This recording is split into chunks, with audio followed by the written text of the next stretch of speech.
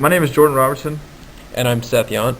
We decided to do our project on the Omaha Royals baseball stadium, specifically because Omaha is known as a great city for amateur sports, and part of the reason for that is the Omaha Royals. Attendance over the past few years has gone up steadily, and they've decided to build a new stadium in Sarpy County. And we really wanted to explore that decision, why they decided to build there as opposed to downtown, because there was some controversy because there is a new stadium going down that's going to be used specifically for the College World Series. And so we wanted to explore those decisions and see what was in it for Omaha, what was in it for the Royals, and how the cards fell where they lay. We're also going to discuss some of the economic impact that the stadium will have on the area in Sarpy County in which it's going to be placed. First of all, we'll talk a little bit about the history of discussions between Omaha and the Royals in Sarpy County, and the progress towards the completion started a few months ago when the city of Omaha and the Chamber of Commerce started talking about building a new stadium. Rosenblatt's getting too old, and so the College World Series was pretty much forced to be moved to a new stadium by the NCAA if it wanted to remain in Omaha. And it seemed logical to have the Omaha Royals stay in the stadium that the College World Series is played in. However, it didn't really work out like that because the city of Omaha felt that the Royals wanted too much as far as all of the perks of staying in the stadium, and the Royals felt like the city wasn't giving them as much as they needed as far as all the things that they needed in a ballpark. And so the downtown ballpark became infeasible for the Royals, so they decided to start talking to Sarpy County, and on June 1st they basically agreed to the terms, but on July 1st they just decided to sign the contract with Sarpy County. And so now the new ballpark for the Royals will be on 120th Street and Highway 370 in Papillion, and it is a go because the contract is signed. So there's three factors that we're going to explore throughout this presentation. Specifically, we're going to look at why the Royals decided to do what they did, how they're going to pay for this ballpark, and how is this going to affect Sarpy County.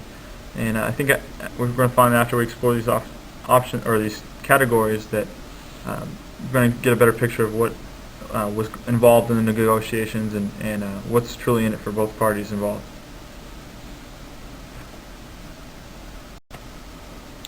The first thing that we noticed when we looked at why the Royals moved to Sarpy County was they said that there were just more favorable terms for them to be able to have their own ballpark.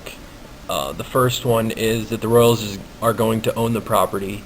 The general manager stated that they are an entertainment company first, and so they wanted to be able to do whatever they could with the property and didn't want to be constricted by the city or the Chamber of Commerce or anyone who actually ran the building, and so they wanted to have it all for themselves. Those types of activities include leasing it out for events, like charity events or other events that would be some kind of money-making activity. They also wanted increased control over the revenue streams and ticket sales. They wanted the naming rights. They wanted to be able to get money from the concessions, and they wanted to be able to manage the game day employees because the employees actually have a union, and so they wanted to be able to work hand in hand with that union to be able to give those employees what that union desired. In terms of financing for the Omaha Royals, we found it was extremely favorable for them. The stadium is going to cost about $25 million, which is in line with what we found from other stadiums across the country for minor league ballparks. Initial down payment is $2.35 million for the Royals, and for Sarpy County it's $2.6 million.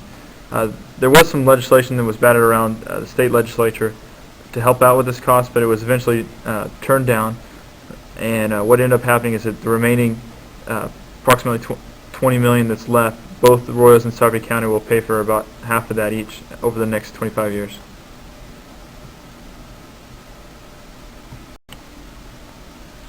Um, uh, they also there's also a second part about financing that's helpful, not just the long-term financing and how the building is going to go, but also what they're going to be able to offer the fans, and that is that the ticket prices will remain the same even though they'll be in a brand new ballpark.